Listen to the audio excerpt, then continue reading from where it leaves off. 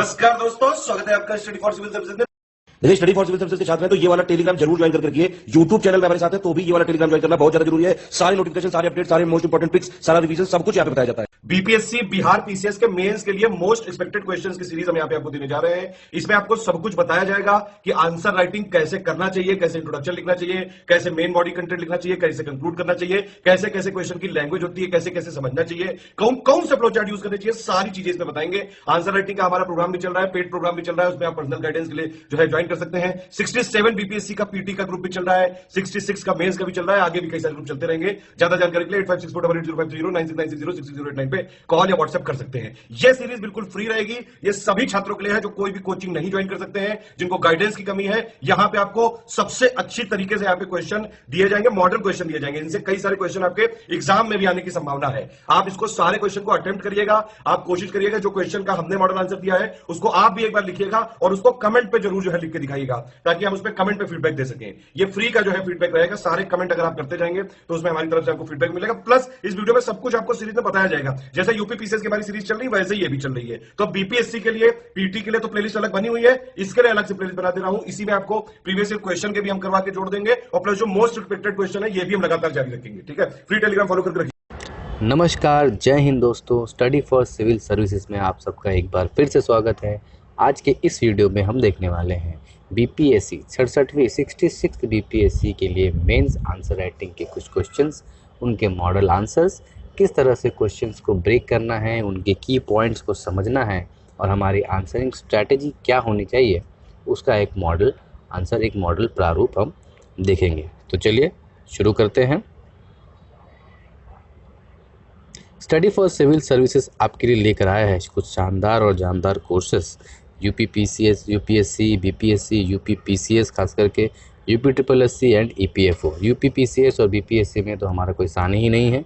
इसके prelims, mains, optional, answer writing, test series, evaluation बहुत ही अनुभवी फैकल्टी और टीम मेंबर्स द्वारा किया जा रहा है।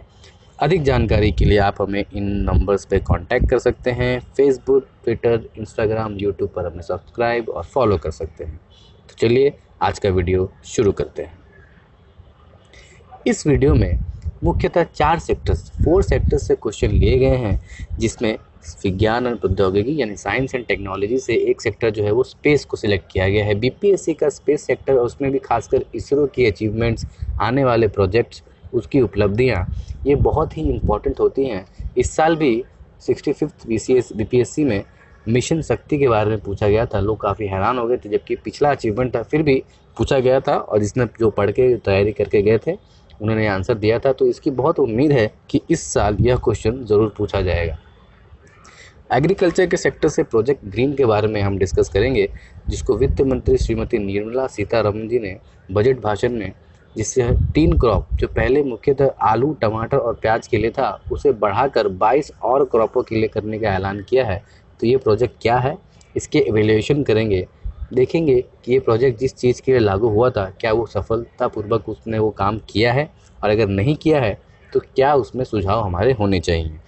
पर्यावरण के क्षेत्र में देखेंगे डीकार्बोनाइजेशन यानी विकार्बनन, किस तरह से बड़ी बड़ी कंपनियां एवं सरकारी पॉलिसियां इसकी बात तो करती हैं, इसे अपने डीपीआर डिटेल्ड प्रोजेक्ट रिपोर्ट में इंक्लूड तो करती हैं, लेकिन ज़मीनी स्तर पर कुछ खास हो नहीं रहा, जिसकी वजह से जलवायु परिवर्तन हो रहा है, ग्लोबल वार्मिंग हो रही है, क्लाइमेट चेंज हो रहा है। और हाल ही में चमोली में जो फ्लैश फ्लड आया है वो भी इसी तरह का एक ग्लोबल वार्मिंग और ग्रीन हाउस इफेक्ट का कारण है। तो किस तरह से उन दोनों को लिंक करके हम अपने आंसर को एक करंट और धार दे सकते हैं वो हम देखेंगे। और मॉडर्न हिस्ट्री से बड़ा एक इम्पॉर्टेंट पर्सपेक्टिव लिया गया है। इस तरह के एनालिटिकल क्वेश्चन कभी पूछे नहीं है, लेकिन पूछे जा सकते हैं। जिस तरह से हम देख रहे हैं कि बीपीएससी जो अपना पैटर्न है वो यूपीएससी की राह पर ले जाने की कोशिश कर रहा है, तो उसका भी एक इम्पॉर्टेंट और इंटरेस्टिंग टॉपिक देखेंगे कि बैटल ऑफ बक्सर को इस तरह से भी क्या लिखा जा सकता है। तो चलिए शुरू करते हैं आज का पहला प्रश्न। पहला प्रश्न दोस्तों ये है कि recently Amazonia 1 was in news. तो पहले ही कि अमेजोनिया 1 है क्या चीज़, and how it has once again prove the efficiency of PSLV, it is polar satellite launch vehicle, ध्रुवीय उपग्रह प्रमोचक रॉकेट की एफिशिएंसी को इसने कैसे एक बार फिर से साबित किया है। And list some major projects that were undertaken by the PSLV, यानी पीएसएलवी ने अभी तक के कुछ मुख्य प्रोजेक्ट्स, उनके अचीवमेंट्स को आप एनलिस्ट करिए। हाल ही में अमेजोनिया 1 की काफ़ी चर्चा रही है। इसने किस तरह से PSLV की उपलब्धियों को इजाफा किया है, साथ ही PSLV द्वारा सफलतापूर्वक किए गए कुछ महत्वपूर्ण प्रोजेक्ट का वर्णन करें। यानी कि ये क्वेश्चन जो है मुख्यतः 3 एस्पेक्ट के बारे में पूछ रहा है। पहले ये पूछ रहा है कि अमेजोनिया 1 है क्या चीज़। दूसरा, यानी कि इसे PSLV द्वारा ही लॉन्च किया गया होगा तभी इसके बारे में पूछा गया है। तो इतना इन्फरेंस करके हम बताएंगे कि PSLV किस तरह से सक्सेसफुल है, उसका सक्सेस रेट क्या है, किस तरह से वो एक सफल इसरो का एक सफल वर्क हॉर्स है, और PSLV द्वारा अभी तक किए गए सफल मुख्य प्रोजेक्ट्स। तो बड़ा ही ओपन एंडेड और स्ट्रेट सा क्वेश्चन है। Science and technology mostly open ended और स्ट्रेट ही क्वेश्चन होता है। तो इसके इंट्रोडक्शन की ओर हम बढ़ते हैं। After 7 decades of its independence, India has a complete several milestones. यानी कि भारत ने अपने 7 दशकों के आज़ाद इतिहास में बहुत सी उपलब्धियां हासिल की हैं, और इसी में से एक उपलब्धि है जो स्पेस के सेक्टर में यानी अंतरिक्ष के क्षेत्र में अनुसंधान, जिसे इसरो, ठीक है, इंडियन स्पेस रिसर्च ऑर्गेनाइजेशन ने एक बहुत बड़ा कीर्तिमान हासिल किया है। और उसी की एक वाणिज्यिक, यानी कि उसी की एक कॉमर्शियल बॉडी, एक अंतरिक्ष नाम की भी कॉमर्शियल बॉडी उसकी है। अंतरिक्ष और देवास के बीच में आप इशू देख रहे होंगे, एक संकट चल रहा है, फाइनेंशियल इशू, उस पर भी हम डिस्कस करेंगे आने वाले कुछ वीडियोज़ में। लेकिन इसकी एक नई कॉमर्शियल बॉडी है, नई वाणिज्यिक अंग ने इस एक कमर्शियल पूरी तरह से एक वाणिज्य यानी कि कमर्शियल रूप पर एक सैटेलाइट को लॉन्च किया है, जो एक ब्राज़ील की सैटेलाइट है। और ये किस तरह से इसकी उपलब्धियों को और बढ़ा रहा है, और किस तरह से एक नया मार्केट, स्पेस डिप्लोमेसी जिसे कहते हैं, और सॉफ्ट पावर इंडिया को किस तरह से ये एनहांस करने वाला है। तो इसको आप जोड़कर इसके इंट्रोडक्शन में आप इंटरनेशनल रिलेशन भी दे सकते हैं और इकोनॉमिक एस्पेक्ट भी दे सकते हैं। आप अपने इंट्रोडक्शन को मल्टी एस्पेक्टोरल बना सकते हैं। ठीक है, अब आगे बढ़ते हैं। यह अब अमेजोनिया 1 के बारे में कुछ बातें हम बता देंगे। तो ये ब्राज़ील में निर्मित है, 637 किलो का एक कॉमर्शियल सैटेलाइट है, जिसे NSIL that is new space India limited एक कॉमर्शियल ऑर्गेनाइजेशन है, इसरो के ही अंडर आती है, उसने इसे बनाया है, उसकी देख रेख में हुआ है। PSLV C51 द्वारा इसे लॉन्च किया गया है, यानी लॉन्च व्हीकल का नाम है C51, जिसे कहाँ से लॉन्च किया गया है, तो श्री सतीश धवन स्पेस सेंटर श्रीहरिकोटा, जो कि कहाँ है, आंध्र प्रदेश में। ये भी पीटी के लिए कभी क्वेश्चन हो सकता है कि सतीश धवन जो है स्पेस सेंटर वो कहाँ पर है, तो श्रीहरिकोटा, और श्रीहरिकोटा कहाँ पर है, तो आंध्र प्रदेश। आपके ऑप्शन में आंध्र, तेलंगाना, तमिलनाडु, केरल दे सकते हैं, तो कंफ्यूज यहाँ से नहीं होना है। यह एक सन सिंक्रोनस ऑर्बिट में है, यानी कि सूर्य तुल्यकाली इस तरह के ऑर्बिट जो अर्थ के पोलर डायरेक्शन में घूमती है, यानी कि इक्वेटर के भूमध्य रेखा के 90 डिग्री होते हुए घूमती है। और इसका ये प्रमुख ये काम होता है कि ये रिमोट सेंसिंग में बहुत काम आती है। रिमोट सेंसिंग यानी सुदूर संवेदन, ठीक है, बहुत दूर एरिया का, यानी बिना किसी फिजिकल कांटेक्ट के किसी एरिया के बारे में सारा इन्फॉर्मेशन निकालने को रिमोट सेंसिंग कहते हैं। ये मुख्यतः मिनरल एक्सप्लोरेशन, खनिज के एक्सप्लोरेशन में काम आती है, किसी जगह के एरियल सर्वे के लिए। अभी हाल ही में बिहार में जो लैंड सर्वे हो रहा है, या स्वामित्व योजना के तहत जो लैंड सर्वे हो रहा है, घरों की, मकानों की, प्रधानमंत्री आवास योजना के अंदर जो GI टैगिंग हो रही है, इस सब में इसी सैटेलाइट्स का यूज़ करके प्रगति प्लेटफॉर्म के बारे में आपने सुना होगा कि प्रधानमंत्री अपने ऑफिस से एक प्रगति प्लेटफॉर्म के जरिए इन सारे प्रोजेक्ट, जितने भी योजनाएं वो चला रहे हैं, उन सब की मॉनिटरिंग करते हैं, और इसी रिमोट सेंसिंग सैटेलाइट का यूज़ करके करते हैं। ठीक है, तो इस तरह से आप अपने आंसर को और ज़्यादा, अगर आपके पास समय हो और आपको लग रहा है कि आप और लिख सकते हैं, तो इन एस्पेक्ट्स को भी आप उसमें यूज़ कर सकते हैं। फिलहाल हमने ये बता दिया, और ये ब्राज़ील द्वारा निर्मित है, और ये ब्राज़ील इसका उपयोग कहाँ करने वाला है, तो अपने एग्रीकल्चर प्रोसेस में, और उनके जो अमेज़ॉन के क्षेत्र हैं, ठीक है, अमेज़ॉन की घाटी में डिफॉरेस्टेशन को, यानी कि डिफॉरेस्टेशन वनोन्मूलन को चेक करने के लिए कि किस तरह से अगर वहाँ डिफॉरेस्टेशन हो रहा है, पेड़ों की कटाई हो रही है, तो कितनी हो रही है, कितना बाकी है। क्योंकि आपको पता होगा, आपने ज्योग्राफी में पढ़ा होगा कि ये जो रीजन है अमेज़ॉन बेसिन, इसे लंग्स ऑफ द वर्ल्ड भी कहते हैं। यहाँ पे इक्वेटोरियल रेन फॉरेस्ट है, और इतना ज़्यादा ऑक्सीजन का और कार्बन सिंक का सेंटर है कि इसे लंग्स ऑफ द वर्ल्ड कहा जाता है। तो उसकी रिमोट सेंसिंग के लिए उसने एक अपना कॉमर्शियल सैटेलाइट अमेजोनिया 1 लॉन्च किया है। तो ये उसके बारे में एक पूरा डिटेल हो जाएगा, और काफ़ी ज़्यादा है, आप इसको 1.5 पेज या 1 पेज के अंदर इसको इंक्लूड कर देंगे, और उसके बाद इसके दूसरे एस्पेक्ट की तरफ बढ़ेंगे। तो चलिए आगे बढ़ते हैं। अब दूसरा ये देखते हैं कि PSLV का सफलता दर क्या है, यानी PSLV जो है वो किस तरह से सफल है बाकी और लॉन्च व्हीकल के हिसाब से। तो सबसे पहले तो क्या है कि 50 में से 53 में से 50 सैटेलाइट जो हैं उसने सक्सेसफुली अभी तक लॉन्च की है, जिसका सक्सेस रेट है यानी कि सफलता दर जिसे कहते हैं 94% का है। यानी अब तक का विश्व में ये रिकॉर्ड है, इससे अच्छा अभी तक किसी के पास नहीं है। दूसरा, ये रिलायबल वर्क हॉर्स है, यानी कमाई का साधन भी है, कॉमर्शियल लॉन्च भी है और गुणवत्ता एवं कुशलता का परिचायक है, ठीक है, और नेट रेवेन्यू अर्नर भी है। तो इस तरह से आप इसके सक्सेस को बता सकते हैं कि भाई इसका सक्सेस। तो इसी तरह से आप देख लीजिए कि 53 में से 50 लॉन्च व्हीकल सक्सेसफुल रहे हैं, ठीक है, और वो जो 3 अनसक्सेसफुल भी रहे हैं वो ख़राब वेदर की वजह से रहे हैं। लॉन्च व्हीकल में किसी खराबी की उम्मीद नहीं थी। इसको भी आप अगर चाहें तो जोड़ सकते हैं। अब आगे चल के देखते हैं कि PSLV द्वारा उठाए गए मुख्य प्रोजेक्ट्स क्या क्या थे। तो मेजर अचीवमेंट्स ऑफ PSLV क्या क्या हुए? तो मेजर अचीवमेंट्स ये हुआ कि चंद्रयान, ठीक है, आप सैटेलाइट्स का नाम देंगे, ठीक है, तो चंद्रयान C11 जो लॉन्च व्हीकल था उसने चंद्रयान उपग्रह किया था। C37 आपको पता है कि हमने विश्व कीर्तिमान स्थापित किया था 103 उपग्रह एक साथ भेजने के, वो है। C9 एक तेस्कर उपग्रह था जो कि अंतरिक्ष एक और कमर्शियल बॉडी है इसरो के अंडर, जैसे ही NSIL हमने पढ़ा उस तरह से अंतरिक्ष भी एक बॉडी है, उसके द्वारा तेस्कार नाम की एक सैटेलाइट उसको भी भेजा गया था। GSAT की जितनी भी सीरीज है, GSAT-1, GSAT-2, GSAT-3, ये सब PSLV नहीं भेजे हैं।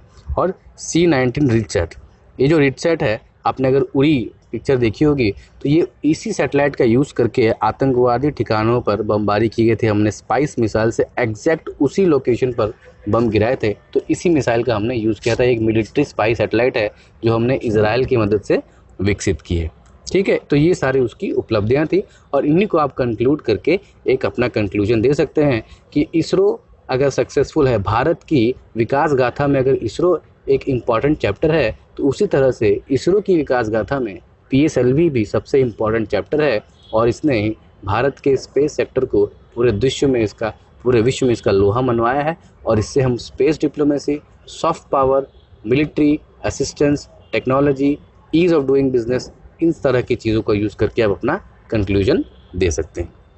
अब चलिए बढ़ते हैं दूसरे प्रश्न की तरफ।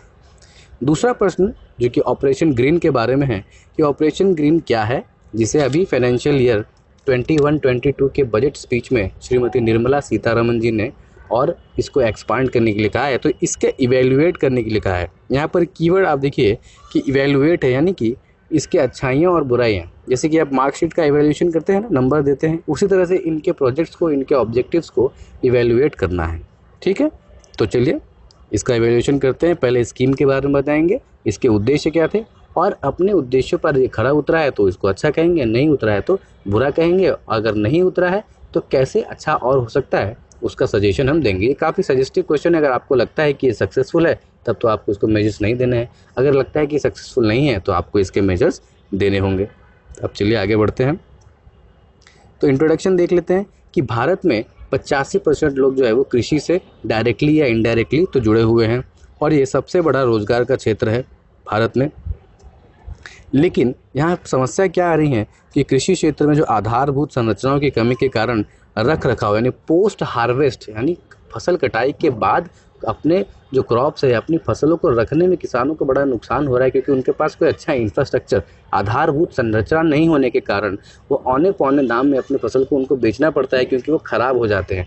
इसी को देखते हुए अरुण जेटली जी ने एक प्रोजेक्ट ग्रीन नाम की व्यवस्था की थी, जिसे खाद्य एवं प्रसंस्करण फूड एंड प्रोसेसिंग मिनिस्ट्री, उस वक्त हरसिमरत कौर बादल जी इनकी मिनिस्टर थी, उसके साथ सहयोग में इसे लॉन्च किया गया था, ताकि इससे क्या हो कि टमाटर एंड टोमेटो, ओनियन और पोटैटो टॉप, इन 3 क्रॉप्स को स्टोर किया जा सके और इनकी सप्लाई चेन बाधित ना हो। क्या होता है कि सीज़न बाय सीज़न इनके दाम घटते बढ़ते रहते हैं। आप देखते हो कभी प्याज की कीमत 100 रुपये हो जाती है, कभी 2 रुपये हो जाती है, कभी प्याज फेंकना पड़ता है, कभी टमाटर के साथ भी होता है और आलू के साथ भी होता है। ये 3 जो मुख्य क्रॉप हैं ये रोज़मर्रा के जीवन में यूज़ होने वाले क्रॉप हैं, तो इनकी सप्लाई जो है वो बनी रहनी चाहिए। और दूसरा क्या है कि फार्मर्स जो कृषि इसको उगा रहे हैं किसान, उसको भी बराबर मूल्य मिलता रहना चाहिए। तो दोनों की ज़रूरत है, आम आदमी की भी ज़रूरत है और उगाने वाले को भी पैसे चाहिए। अगर दोनों को ही चाहिए और कंटिन्यूस चाहिए तो इसका प्रोडक्शन इंश्योर करने के लिए क्या करना होगा, इसका स्टोरेज इंश्योर करना होगा। इसीलिए ये टॉप प्रोजेक्ट का यूज़ किया गया था। इस तरह से अपना इंट्रोडक्शन को एनलार्ज कर सकते हैं और बॉडी का भी एक पैराग्राफ इसको ही एक्सप्लेन करते हुए लिख सकते हैं। अब देखते हैं कि ये प्रोजेक्ट के ऑब्जेक्टिव्स, मुख्य ऑब्जेक्टिव्स क्या थे। तो इसे 2018 में अरुण जेटली जी ने लॉन्च किया था। खाद्य एवं प्रसंस्करण मंत्रालय यानी फूड प्रोसेसिंग मिनिस्ट्री के अंदर इसे लाया गया था।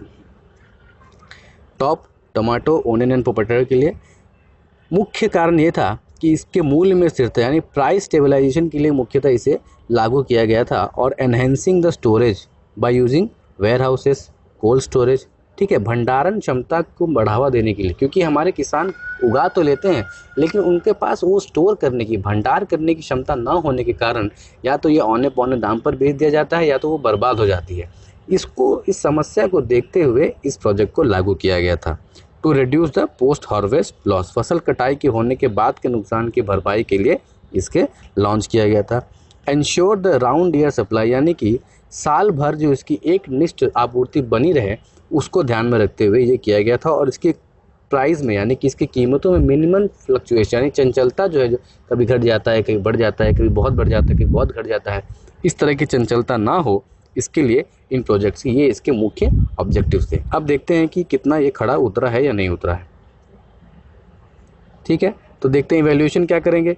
जैसे कि आपको पता ही है कि अभी भी ऐसा नहीं है कि प्राइस में स्टेबिलिटी है, ठीक है, तो प्राइस फ्लक्चुएशन तो हो ही रहे हैं। साल भर आपूर्ति जो है वो एक समान रहती भी नहीं है। किसी सीज़न आप देखते हैं कि इन तीन चीज़ों के दाम अप्रत्याशित रूप से बढ़ जाते हैं और कभी अप्रत्याशित रूप से कम भी हो जा रहे हैं, तो इसलिए ये स्कीम जो है वो सक्सेसफुल नहीं है। दूसरा, जो टोटल फूल जो स्टोर करते हैं, जिसमें वैसे तो बहुत कम किसान ही कोल्ड स्टोरेज में जा पाते हैं, क्योंकि बहुत सारे किसान क्या हैं, सब्सिस्टेंस फार्मिंग यानी खुद मुख्तार यानी स्व खेती करते हैं, यानी उनका खेती इतनी होती है कि वो अपना उगाएं और अपने खाएं साल भर। इससे ज़्यादा व्यापार के लिए बहुत कम ही किसान करते हैं, वो भी पश्चिमी उत्तर प्रदेश से हों या हरियाणा, पंजाब, इन जगहों के किसान इसमें ज़्यादा। बाकी तो किसान आप देखेंगे पूर्वी उत्तर प्रदेश या बिहार, झारखंड, यहाँ तो छोटे किसान होते हैं और बहुत कम ही लोग इसमें व्यापार करते हैं।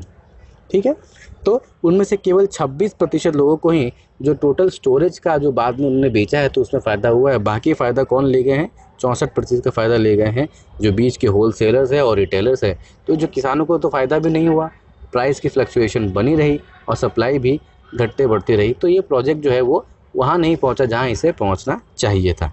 तो अब देखेंगे कि इसमें कुछ मेजर्स यानी कुछ समाधान हम बता सकते हैं। तो सॉल्यूशन क्या क्या देंगे हम? सॉल्यूशन ये देंगे कि जैसे कि वर्गीस कुरियन को अमूल का डायरेक्टर बनाकर अमूल के डेवलपमेंट के लिए प्रोत्साहित किया गया था। ठीक है, जैसे कि हम जानते हैं कि अमूल भी पहले इसी तरह से दूध की उत्पादकता को और दूध की सप्लाई बनी रहे देश भर में, इसके लिए अमूल को लॉन्च किया गया था। एक सहकारी उद्योग था और इसी तरह से अमूल के जैसे डायरेक्टर को एक स्पेशलिस्ट टेक्नोक्रेट थे, उसी तरह से हमें भी एक टेक्नोक्रेट जो इस फील्ड में एक्सपर्ट हो उसके डायरेक्टरशिप में इसे रखना है।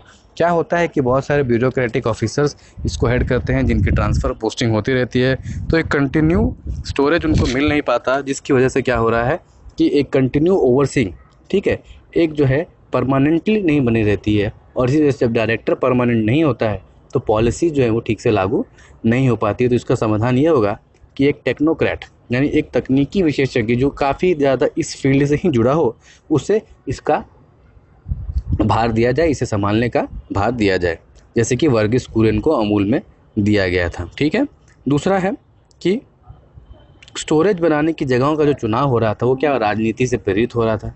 किसी राज्य में उनकी सरकार है तो वहाँ बना देंगे, किसी जगह से उनका एमएलए जीता है या एमपी जीता है तो वहाँ बना देंगे। लेकिन इसका चुनाव इस तरह से होना चाहिए कि लॉजिस्टिक्स यानी वहाँ पहुँचने की जगह ठीक है कि नहीं, ओके, उस तरह से समझदारी पूर्वक इसका चुनाव होना ज़रूरी है कि वहाँ उगते है कि नहीं वो फसल। अब जिस जगह पे जो फसल उगती है वहाँ पर स्टोरेज उसी के हिसाब से बनाना चाहिए। वहाँ पर ट्रांसपोर्टेशन है कि नहीं, यातायात के साधन है कि नहीं, लॉजिस्टिक्स है कि नहीं, कंपैटिबिलिटी है कि नहीं, ये सब देखकर स्टोरेज का चुनाव करना चाहिए और इसे समय देना चाहिए। समय देने की बहुत ज़रूरत है। कोई भी प्रोजेक्ट को पहले एब्रप्टली हम बंद नहीं कर सकते और समय और अच्छे से प्लानिंग करके ही इसे सक्सेसफुल बनाया जा सकता है। तो ये हमारा एक कंप्लीट आंसर होगा। इसका आप इसी को मिलाकर एक कंक्लूजन दे सकते हैं कि राजनीति से प्रेरित हुए बिना और अच्छे स्टोरेज फैसिलिटी को देखकर एक बढ़िया सा टेक्नोक्रेट और एक टेक्नोक्रेट की टीम एंड तकनीकी विशेषज्ञों की टीम लगाकर हम इस प्रोजेक्ट को इसके सही उद्देश्य की ओर बढ़ा सकते हैं। और हाल ही में जिस और 22 क्रॉप को इसमें ऐड करने का जो काम किया गया है, जिसके लिए एग्रीकल्चर सेस एक अलग से सेस भी लगाया गया है एग्रीकल्चर इंफ्रास्ट्रक्चर, यानी कि कृषि में आधारभूत संरचनाओं का निर्माण करने के लिए एक सेस लगाया गया है, उस सेस का उपयोग भी इसमें हम कर सकते हैं। इस तरह से अपना कंक्लूजन जो है आप जोड़ेंगे तो काफ़ी वो करंट से लिंक्ड रहेगा और आपके आंसर को एक अलग ही पहचान दे सकता है। चलिए आगे बढ़ते हैं तीसरे प्रश्न की तरफ। तीसरा प्रश्न जो है वो पर्यावरण के बारे में डिस्कस कर रहा है। वो बता रहा है कि nowadays public and private companies are using a term decarbonisation. आपने देखा होगा कि बहुत सारे प्राइवेट कंपनियां भी हों या सरकारी पॉलिसी हो, डीपीआर हो, रोड बनाने के डिटेल प्रोजेक्ट रिपोर्ट जिसे कहते हैं, उन सब में डिकार्बनाइजेशन यूज़ तो हो रहा है, कार्बन फुटप्रिंट जैसे वर्ड आपने सुने होंगे, लेकिन ज़मीन पर कुछ नहीं हो रहा है।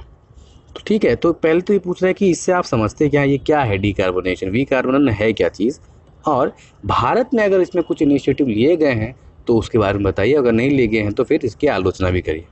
ठीक है, तो चलिए देख लेते हैं। एक इंट्रोडक्शन आप फिलोसॉफिकल एंगल देकर इसको लिख सकते हैं कि प्रकृति ने मानव को एक स्वस्थ जीवन देने के लिए हर वो चीज़ दी है जो उसे मिलनी चाहिए, लेकिन मानव ने यानी man in the pursuit of greed यानी अपनी लालच में अंधा होकर उसने ज़रूरत से ज़्यादा संसाधनों का दोहन किया है और जो बाद में उसी को नुकसान पहुंचा रहा है, और जो क्या कर रहा है, क्लाइमेट चेंज, पर्यावरण में विस्थापीकरण कर रहा है, पर्यावरण को डिग्रेड कर रहा है। अब समय समय पर उसी की वजह से क्या हो रहा है, जलवायु परिवर्तन से उत्पन्न होने वाली त्रासदियाँ भी हैं उसे ही नुकसान पहुंचा रही हैं। इस तरह से हम अपना एक फिलोसॉफिकल एंगल देकर इंट्रोडक्शन को लिख सकते हैं। आप चाहें तो ये साइंस एंड टेक का रिलेटेड क्वेश्चन है तो डायरेक्ट भी डिफाइन कर सकते हैं कि डिकार्बोनाइजेशन क्या है और इससे के क्या प्रभाव हैं। अब देख लेते हैं कि डिकार्बोनाइजेशन क्या है। तो डिकार्बोनाइजेशन एक कंप्लीट अम्ब्रेला पॉलिसी है, उसके अंदर इन प्रमुख बातों का ध्यान रखा जाता है, जैसे कि जीरो कार्बन निकासी यानी zero carbon emission policy, fossil fuel यानी जीवाश्म ईंधन का कम से कम उपयोग, इलेक्ट्रिक व्हीकल, ठीक है, इलेक्ट्रॉनिक से चलने वाली यानी बिजली से चलने वाली व्हीकल, बैटरी से चलने वाली, जो लिथियम आयन बैटरी आपने सुना होगा, अभी न्यूज़ में है, लिथियम बैटरी से चलने वाली गाड़ियों, जिसमें टेस्ला कंपनी भी भारत में निवेश करने वाली है, ठीक है, एलॉन मस्क की कंपनी आपने सुना ही होगा। ऐसे वाहनों को प्रोत्साहन, सौर एवं पवन ऊर्जा यानी सोलर एंड विंड इलेक्ट्रिसिटी को प्रोत्साहन, और ऐसे ही सस्टेनेबल इनोवेशंस को ध्यान में रखते हुए कंप्लीट पॉलिसी को कहते हैं डीकार्बोनाइजेशन, यानी the policy to reduce the carbon को कम करने की पॉलिसी को डीकार्बोनाइजेशन कहते हैं, यानी कि to reduce the carbon footprint यानी कार्बन पदचाप वो होता है कि एक व्यक्ति अपने रोज़मर्रा की ज़िंदगी में, निजी ज़िंदगी में इस तरह से काम करे और उससे कितना कार्बन वो एमिट करा रहा है, उसको कार्बन फुटप्रिंट कहते हैं, यानी कार्बन पदचाप कहते हैं। अब ये क्यों ज़रूरी है? ज़रूरी इसलिए है क्योंकि कार्बन की एक विशेष प्रकृति होती है ना, carbon has the ability to store temperature. Carbon क्या करता है, टेम्परेचर को स्टोर करने की उसकी एक विशेष प्रवृत्ति होती है, जिसे ग्रीन हाउस इफेक्ट भी कहते हैं। अब ज़्यादा से ज़्यादा कार्बन डाइऑक्साइड अगर एटमॉस्फेयर में बढ़ेगा तो जाहिर सी बात है कि एटमॉस्फेयर का तापमान बढ़ेगा, और एटमॉस्फेयर का तापमान जब अप्रत्याशित रूप से बढ़ेगा तो उसमें पर्यावरण में कुछ चेंज आने वाले हैं, हवामान में चेंज आएगा, तापमान में चेंज आएंगे, और इससे क्या होगा, जो मॉनसूनल साइकिल है, हमारा मानसून है, वो क्या बहुत सारी चीज़ों पर डिपेंड करता है, तो मॉनसूनल साइकिल डिस्टर्ब हो जाएगा, तो कहीं ज़्यादा बारिश होगी, कहीं ज़्यादा सूखा पड़ जाएगा। जो सीजनल साइकिल है, ठीक है, एक साइकिल के हिसाब से जो सीज़न चलता है, मौसम चलता है, वो बदल जाता है। अत्यधिक गर्मी बढ़ने लगती है, और गर्मी बढ़ने से क्या होता है, ग्लेशियर पिघलते हैं, जो कोस्टल एरिया है वहाँ पर बाढ़ पानी आने लगती है, मालदीव्स पूरा डूब रहा है, आपने सुना ही होगा। और इसी तरह से जो चमोली में जो त्रासदी आई है उसको भी आप इसे जोड़कर लिख सकते हैं। ठीक है, अब इसके लिए आगे बढ़ेंगे कि भारत में अगर कोई इनिशिएटिव इसके द्वारा लिया गया है तो क्या है ये इनिशिएटिव्स, क्या लिए गए हैं, तो DTEE यानी कि decarbonising transport in emerging economies, ये इसका फुल फॉर्म है। आप इसे हिंदी में या इंग्लिश दोनों ही भाषा में लिख सकते हैं। तो इसे किसके द्वारा लागू किया गया है, तो नीति आयोग और अंतर्राष्ट्रीय परिवहन फोरम, इंटरनेशनल ट्रांसपोर्ट फोरम ने मिलकर इसे लागू किया है। ये एक 5 साल का प्रोजेक्ट है जिसका मुख्य उद्देश्य है भारत के यातायात सेक्टर में, ठीक है, ट्रांसपोर्टेशन सेक्टर में कार्बन उत्सर्जन की कमी करना। तो ये एक इम्पॉर्टेंट पहल है, आप इसके बारे में लिखकर अपना कंक्लूजन दे सकते हैं कि भाई भारत तो इसमें आगे बढ़ रहा है, लेकिन भारत एकमात्र देश नहीं है जिसने कार्बन में उत्सर्जन किया है। पहले जो बड़े बड़े विकसित देश हैं वो अपने हिस्से का कार्बन यूज़ कर चुके हैं, अपने हिस्से के जीवाश्म ईंधन को जला चुके हैं, फॉसिल फ्यूल यूज़ कर चुके हैं, और जब वो टेक्नोलॉजिकली डेवलप्ड हो गए हैं तब दूसरे डेवलपिंग कंट्रीज़ को कह रहे हैं कि नहीं, आप कार्बन उत्सर्जन कम करिए। तो यह एक तरह का भेदभाव है, और यह मुद्दा पेरिस क्लाइमेट चेंज में हो या WTO में हो, बार बार उठता रहता है। और भारत ये कहता है कि India is not a part of the problem but it will definitely be a part of solution. Bharat जो है भारत ने समस्या को खड़ा नहीं किया है, लेकिन इसमें समाधान में हम आगे बढ़ेंगे। और इसमें आप ISA, इंटरनेशनल सोलर अलायंस हो गया, या पेरिस क्लाइमेट एग्रीमेंट हो गया, इसमें भारत का जो IDC इंटेंट कंट्री जो हमारा कोड होता है, हम जो एक लक्ष्य तय करते हैं, निर्धारित करते हैं, उसके बारे में भी आप इंक्लूड करके बता सकते हैं। अभी UNCCD यानी United nation convention on desertification जो भारत में हुआ है, उसमें हमने जो कदम उठाए हैं, जो उज्ज्वला योजना हुई, जिससे क्या कर रहा है, फॉसिल फ्यूल जो हम लोग कोयला जलाते थे महिलाएं गांव में, उस पर रोक लगेगी। ठीक है, उस तरह की चीज़ों का आप उपयोग करके लिख सकते हैं कि सरकार इसके बारे में सोच रही है, बहुत कुछ सोच रही है। ठीक है, अपना कंक्लूजन ख़त्म करेंगे, अब बढ़ते हैं चौथे क्वेश्चन की तरफ। इसमें कुछ समस्याएं बता सकते हैं कि अगर नहीं हो, कार्बन उत्सर्जन जो है अगर पूरे देश में नहीं हो रहा है या विश्व भर में, इसमें समस्याएं, जो आपने जैसे पहले ही प्रश्न में था कि बहुत से लोग इसकी बातें तो कर रहे हैं लेकिन ये हो क्यों नहीं पा रहा है। तो हो इसलिए नहीं पा रहा है क्योंकि इसकी प्लानिंग जो है वो बहुत पुअर है।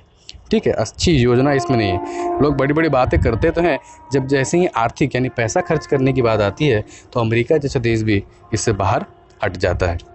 Lack of investment in clean and green energy, specially जो प्राइवेट लोग हैं, सरकारी एजेंसियां तो फिर भी इसमें इन्वेस्ट करती हैं, पब्लिक फोरम हो, ONGC हो या बहुत महारत्ना नवरत्न कंपनी तो करती हैं, लेकिन जो प्राइवेट प्लेयर है वो इसमें निवेश करना नहीं चाहते हैं। और इसकी अच्छी रेगुलेटरी कोई मैकेनिज़्म भी नहीं है, मतलब कि वो इन इंटरनेशनल नियमों को अगर कोई ना माने तो उसके लिए कोई बाध्य करने जैसी कोई चीज़ ना होने के कारण इसकी उतने लोग इससे इतना सीरियसली यानी गंभीरता से नहीं लेते हैं। क्या करने की ज़रूरत है, तो आगे की राह क्या होगी, हमें एक इंटरस्टेट, इंटरनेशनल और इंटरकॉन्टिनेंटल यानी कि राज्य, अगर देश में राज्यों के बीच, राज्यों ने अगर सहयोग किया तो फिर एक कॉन्टिनेंट में देशों के बीच, और दूसरे कॉन्टिनेंट से कॉन्टिनेंट, मतलब एक संपूर्ण सहयोग बनाकर इसे लागू करने की ज़रूरत है, जिसमें गवर्नमेंट हो, कॉरपोरेट्स हो, सरकारी संस्था हो, NGO हो, गैर सरकारी संस्थाएं हो, वित्तीय संस्थाएं हो, ये सब मिलकर एक लक्ष्य बनाएं। क्या बनाएं, उसका नाम the alliance for carbon neutral world. Carbon neutral विश्व के लिए एक गठजोड़ का निर्माण करें और एक पॉलिसी को तय करें। ये हमारा कंक्लूजन पॉइंट हो सकता है। अब देखते हैं चौथा क्वेश्चन कि बक्सर की लड़ाई ने अंग्रेज़ों का भविष्य भारत में किस तरह से सुनिश्चित किया। जैसे कि आपको पता है, how did the battle of Buxar sealed the fate of britishers in India. तो दो युद्ध हुए थे, एक पलासी का और एक बक्सर का। पलासी ने जो है भारत में ब्रिटिशर्स की शासन की शुरुआत की, लेकिन बक्सर ने इसे कन्फर्म कर दिया। ठीक है, बक्सर ने इसे जो है अंतिम रूप दिया, और कैसे दिया वो हम देख लेते हैं। तो क्या क्या इसमें हम दे सकते हैं कि किसी भी देश में या किसी भी जगह पर शासन करने के लिए उसकी 3 चीज़ों पर हमारा कंट्रोल होना ज़रूरी है, वहाँ की अर्थव्यवस्था, प्रशासन और पॉलिटी यानी राजनीति। तो बक्सर की लड़ाई ने कैसे इन तीनों ही चीज़ों में ब्रिटिश यानी अंग्रेज़ों की सत्ता को स्थापित कर दिया, उसको जब हम डिफ़ाइन कर देंगे तो हम आराम से ये डिफ़ाइन कर सकते हैं कि किस तरह से उन्होंने भारत में भविष्य जो है, ब्रिटिशर्स का भविष्य सुनिश्चित कर दिया और आने वाले 200 सालों के लिए भारत के इतिहास को बदल कर रख दिया। तो चलिए देखते हैं इसका इंट्रोडक्शन क्या हो सकता है। So in order to protect their economic interest, अपने आर्थिक हितों को बचाने के लिए क्या किया है ब्रिटिशर्स ने, कोई भी काम वो करते थे तो अपने आर्थिक हितों की रक्षा के लिए ही करते थे। आपने पढ़ा होगा स्पेक्ट्रम में बहुत ही क्लियरली लिखा हुआ है कि ब्रिटिशर जो है वो भारत में राज्य साम्राज्य स्थापित करने की मंशा से आए नहीं थे, लेकिन अपने आर्थिक हितों को सुरक्षित करने के क्रम में उन्होंने ये देखा कि polity is the guardian of economy. ठीक है, इकोनॉमी का गार्जियन कौन है, पॉलिटी। अगर किसी अपनी इकोनॉमी को आपको स्थिर रखना है तो वहाँ की पॉलिटी भी स्थिर होनी चाहिए, और भारत की पॉलिटी स्थिर नहीं थी। मुगल या शासक के जो वंशज थे वो आपस में लड़ रहे थे, और जिसकी वजह से युद्ध हो रहे थे, और जहाँ युद्ध होंगे ज़्यादा, जहाँ लड़ाइयाँ होंगी, वहाँ का समाज स्टेबल नहीं होगा, और जब समाज स्टेबल नहीं होगा तो आर्थिक वृद्धि नहीं होगी, और जब आर्थिक वृद्धि नहीं होगी तो अंग्रेज़ों के सामान ब्रिटिशर्स खरीदेंगे कैसे। तो इसीलिए अपनी आर्थिक स्थिति को मजबूत रखने के लिए उनको मजबूरन पॉलिटी में इंटरफेयर करना पड़ा। और जैसे ही उन्होंने इंटरफेयर किया, जैसे ही उन्होंने हस्तक्षेप किया, उन्होंने देखा कि ये या तो फोर्सेज जो हैं, भारतीय शक्तियाँ जो हैं बहुत कमज़ोर हैं और इन पर आराम से कब्जा किया जा सकता है। तो इसी तरह से बैटल ऑफ प्लासी ने उनको ये सबक दिया और बैटल ऑफ बक्सर की लड़ाई ने उन्हें ये साबित कर दिया और इनको एक हाथ में सत्ता उनके भारत का, खास करके उत्तर भारत का एकमात्र पावरफुल सत्ता बनाकर रख दिया। ठीक है, तो in order to protect the economic interest, britishers indulged in the conflict of power struggle among the weak successor of Mughal and that marked the success at Plassey, but the real victory was achieved by the battle of Buxar. अपने आर्थिक हितों की रक्षा के लिए अंग्रेजों ने मुगलिया सल्तनत के कमज़ोर वारिसों के बीच चल रही लड़ाई में हिस्सा लिया, जिसमें पहली सफलता उन्हें प्लासी के युद्ध में मिली, लेकिन दूसरी सफलता जो असली विजय थी वो बक्सर के युद्ध में मिली, जहाँ पर उन्होंने आने वाले 200 वर्षों तक भारत का इतिहास बदल कर रख दिया। इस तरह से आप इंट्रोडक्शन दे सकते हैं। अब चलते हैं इसके मुख्य बॉडी की तरफ। ठीक है, इसका कंक्लूजन आप लोगों को कमेंट में लिखकर बताना है। इसका कंक्लूजन आपको नहीं दिया जाएगा, आपको फैक्ट दिए गए हैं। अब आप इसको कंक्लूड करके कमेंट में लिख के ज़रूर बताएंगे ताकि आपका पार्टिसिपेशन चेक किया जाए। ठीक है, तो पहले बैटल ऑफ बक्सर यानी बक्सर की लड़ाई में के बाद क्या क्या मुख्य घटनाएं हुई, तो और मुख्य घटनाओं में अंग्रेज़ों को क्या क्या फ़ायदे हुए। तो पहला लाभ हुआ पॉलिटिकल यानी राजनीतिक लाभ, पॉलिटिकल गेंस में सबसे इंपॉर्टेंट क्या था, इलाहाबाद की संधि, जहाँ पर इलाहाबाद को शाह आलम को दे दिया गया। बदले में कंपनी को 50 लाख जो है जुर्माना भी मिला, क्योंकि शुजा-उद-दौला हो या मीर जाफ़र हो, उन्होंने इसके प्रति जब लड़ाई लड़ी थी तो कंपनी को जुर्माना भरना पड़ा। ठीक है, तो इन्होंने कंपनी को 50 लाख रुपए जुर्माना दिया, तो उसका आर्थिक लाभ भी हुआ। बंगाल, बिहार, उड़ीसा की दीवानी जो है उन्होंने मुगलिया सल्तनत यानी कि मुगल सम्राट जो थे शाह आलम द्वितीय, उनसे खरीद ली, बदले में उनको सुरक्षा देने के और इलाहाबाद देने के। कितने रुपए में? बस मात्र 26 लाख रुपए प्रति वर्ष के रूप में उन्होंने इन 3 बड़े भूभाग यानी बिहार, बंगाल और उड़ीसा, वहाँ की अवध को छोड़कर, अवध को उन्होंने टच नहीं किया क्योंकि अवध पर बार बार अफगानों का और मराठाओं का हमला हो रहा था और अभी अंग्रेज़ उनसे निपटना नहीं चाहते थे, इसलिए अवध को उन्होंने एक बफर के जैसे रखा, एक बॉर्डर की तरह। और बाकी इन तीनों में उनका मुख्य जो एरिया ऑफ इंटरेस्ट था बंगाल था, क्योंकि बंगाल उस वक्त पूरी दुनिया की इकोनॉमी में 30% ट्रेड और एक्सपोर्ट का हिस्सा रखता था और उन्होंने बंगाल पर पहले कब्जा किया और पहले पैसा को अर्जित किया, आर्थिक स्थिति को सुदृढ़ किया और जैसे ही जब उनकी आर्थिक स्थिति मजबूत हुई उन्होंने पूरे भारत पर एक छत्र राज कायम कर लिया। ठीक है, अब एडमिनिस्ट्रेटिव गेंस क्या क्या हुए, प्रशासनिक लाभ क्या हुए, तो उनके पास इतनी शक्ति आ गई कि वो बंगाल के नवाब को और अवध के नवाब को भी इनडायरेक्टली, डायरेक्टली तो नहीं लेकिन इनडायरेक्टली कौन होगा, जो किंग मेकर जिसे कहते हैं, किंग मेकर भी वो बन गए। ब्रिटिशर जो है उत्तर भारत में एक इनविंसिबल यानी अपराजित शक्ति के रूप में उदय हुआ। Legalise the political gains during the Plassey के युद्ध में जो उनके कुछ राजनीतिक लाभ मिले थे उसको लीगलाइज कर दिया। क्यों? क्योंकि उन्होंने इस युद्ध में केवल किसी सूबे के राजा को नहीं हराया, उन्होंने भारत के सम्राट को यानी शाह आलम जो मुगलिया सम्राट थे, जो पूरे भारत के सम्राट थे, एक तरह से भारत के सम्राट जो उस तरह मुगल सल्तनत कमज़ोर हो गई थी फिर भी मुगलिया जो सम्राट थे वो भारत के सम्राट माने जाते थे। So the empire of India was lost in this battle and that was the only turning point in the history of India. And what were the economic gains, आर्थिक लाभ क्या क्या थे, तो बर्दवान और चिटगांव का जो पोर्ट है यानी जो वहाँ के बंदरगाह पर उनका कब्जा हो गया पूरी तरह से, और पूरी तरह से ट्रेड पर उनका मोनोपोली, व्यापार में एक अधिकार हो गया। और जिस तरह से जैसे ही जब किसी देश की या किसी राज्य की या किसी भूभाग की इकोनॉमी, पॉलिटी और एडमिनिस्ट्रेशन पर आप कब्जा कर लेते हैं तो जाहिर सी बात है कि वो आपके अधीन हो जाता है।